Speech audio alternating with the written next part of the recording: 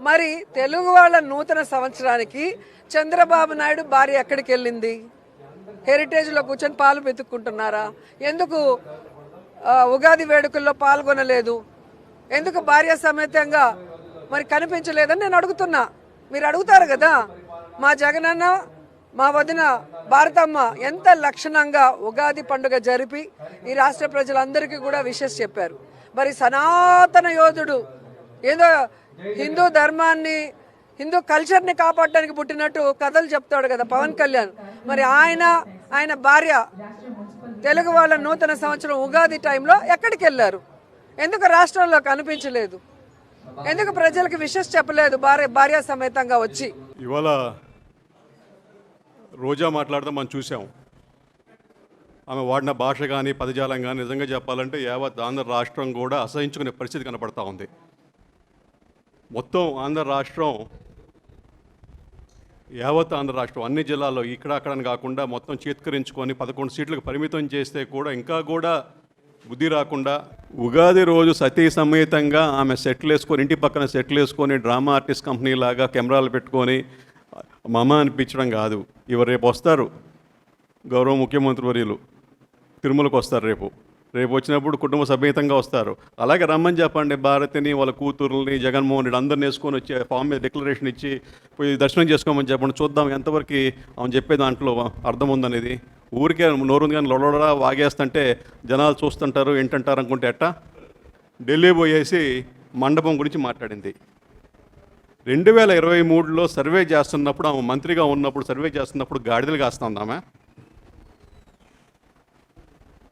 ఆమె ఇంటి ముందు పోతున్న సర్వే చేస్తున్న ఆ రోజు ఎక్కడ నిద్రపోతూ ఉంది? ఎవరు నిద్రపోతూ ఉంది? ఇవాళ వచ్చేసి ఎంతో పెద్ద దాన్ని సేవ్ చేస్తున్నట్టు ఇవాళ నువ్వు చేసిన తప్పు వల్ల జరుగుతూ ఉంది. అది ఆ రోజు కానీ చెప్పుంటే ఆ రోజు కానీ ఆ సర్వే చేస్తున్నప్పుడు ఇక్కడ మండపం ఉంది అని చెప్పాలి.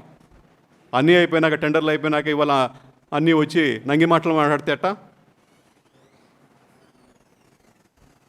నిజంగా ఆశ్చర్యం వేస్తుంది వీళ్ళ పరిచయాలు సంబంధాలు చూస్తుంటే.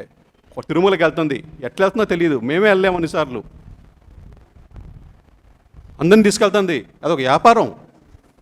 ఆమె సంబంధాలు ఎంతో అంత లోతుగానే అర్థం చేసుకుంది దాన్ని బట్టి.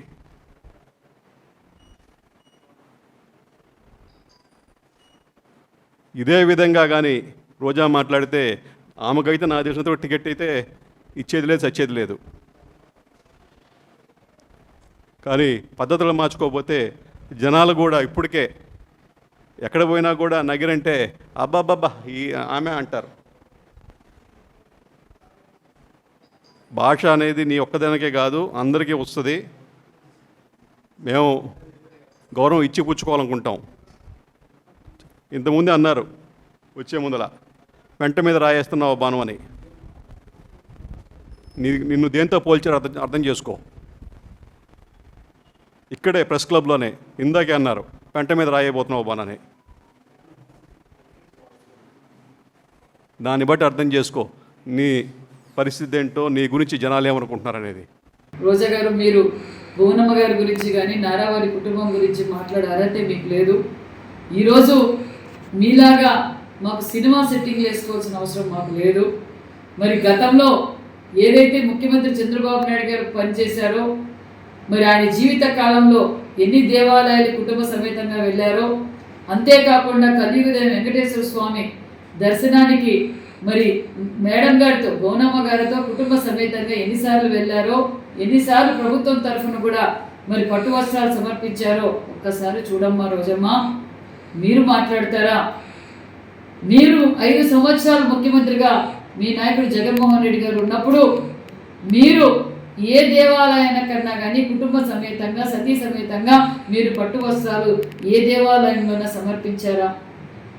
మీరు ఈరోజు మరి హిందువుల గురించి దేవాలయాల గురించి మాట్లాడే అర్హత మీకుందా రోజమ్మ?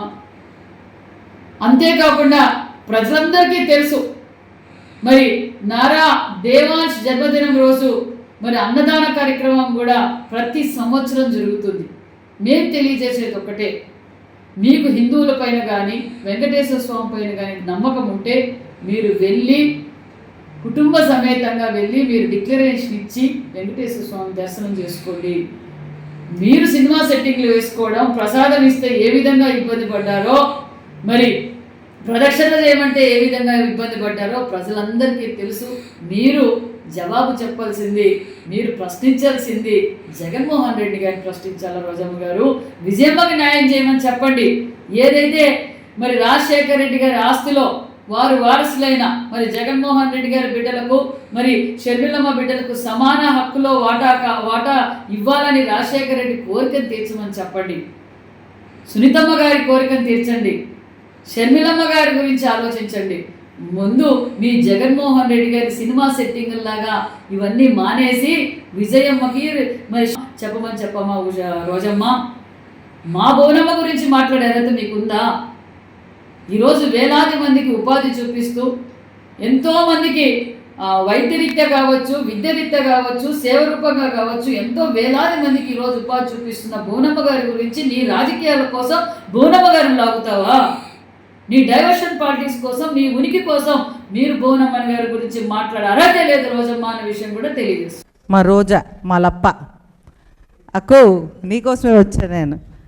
ఎందుకంటే తిరిగే కాలు వాగే నోరు ఊరికే ఉండవని మా అమ్మమ్మ ఎప్పుడు చెప్పేది అనమాట.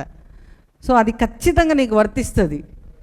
తిరగడం, నోటికొచ్చినట్టు వాగడం, ఎవరి కళ్ళల్లో, మా కరుణన్న కళ్ళల్లో ఆనందం చూడడం కోసం నిన్న నువ్వు మాట్లాడిన మాటలు నిజంగా హాస్యాస్పదంగా ఉన్నాయి.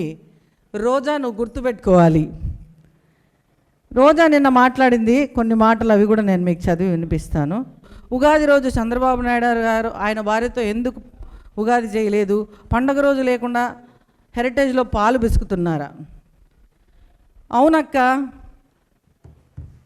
పనికిమాలిన గాడిదలు పోయిన గత ప్రభుత్వంలో రాష్ట్రాన్ని నాశనం చేస్తే ఆ గాడిదలు మళ్ళీ తిరిగి వచ్చి ఇక్కడ పిచ్చి వేషాలు వేయకుండా ఆ గాడిదలకు తగిన బుద్ధి చెప్పడానికే పవన్ కళ్యాణ్ గారు, చంద్రబాబు నాయుడు గారు, లోకేష్ గారు మళ్ళీ ఇక్కడ ప్రజల జీవితాల్లోకి ఈ అడ్డగాడిదలు అడ్డంగా రాకుండా, అడ్డంగా తినడానికి, మళ్ళీ రాష్ట్రం మీద పడి దోచుకోవడానికి రాకుండా సాయశక్తులా కృషి చేస్తున్నారు, గాడిదల కోసమే పని చేస్తున్నారు అనేది మాత్రం నువ్వు గుర్తుపెట్టుకో రోజక్క. ఎప్పుడు సనాతన సాంప్రదాయాల గురించి బయటకు వచ్చి మాట్లాడిన వ్యక్తి పవన్ కళ్యాణ్ గారు.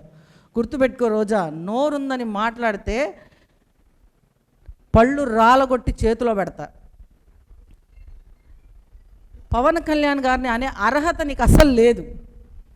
ఎవరిని పడితే వాళ్ళని మాట్లాడడానికి పడ్డానికి ఇక్కడ మేమేమి అమాయకులైతే కాదు. ఇంకొక మాట అనింది, భారతి గారు సంతోషంగా పండగను జరుపుకున్నారు, జగన్ గారు, భారతి గారు. మరి ఈ భారతి అనే అడ్డగాడిద 5 ఏళ్ల ముందు ఎక్కడి పోయిందమ్మా? మేము అనకూడదు, నువ్వు అన్నదానికి నేను చెప్పాను. యస్మిన్ యథావర్తితవ్యయో మనుష్య తస్మిన్ తదావర్తితవ్యం స్వధర్మ. అంటే ఏ విధంగా అయితే ఒక వ్యక్తి మాట్లాడతాడో అదే విధంగా తనను మాట్లాడడమే ధర్మం అని ధర్మం చెప్తుంది. కాబట్టి మరి భారతి అనే అడ్డగాడిద వస్త్రానికి ఎందుకు రాలేదు? భారతి అనే అడ్డగాడిద ఎందుకు ఇన్ని రోజులు పూజలు చేయలేదు? భారతి అనే అడ్డగాడిద ఎందుకు ప్రసాదాలు కింద పాడేసింది? ఇవన్నీ మేము మాట్లాడగలం, అంతకంటే అద్భుతంగా మాట్లాడగలం. నోరుందని మాట్లాడితే తాట తీసి కూర్చోబెడతాం.